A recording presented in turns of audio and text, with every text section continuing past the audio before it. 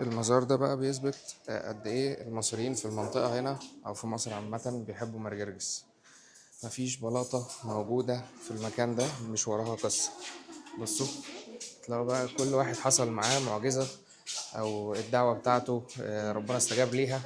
هتلاقيه باعت هنا زي رخامة كده او حجر بيشكر فيه مرجرجس، على انه عطاله ولد، على انه نجاه من مشكلة معينة، على حمل، على كلية الصيدلة، على الثانوية العامة. حد خرج من سجن، حد كان عليه ديون، حد نجح في الثانوية العامة، حد دخل كلية طب، المعادلة الكندية للصيدلة. مفيش حجر موجود في المكان ده مش وراه قصة، ومش وراه مرجرجس. عامة يعني مفيش حاجة في مصر مش وراها قصة، مفيش حجر في مصر كله مش وراه قصة.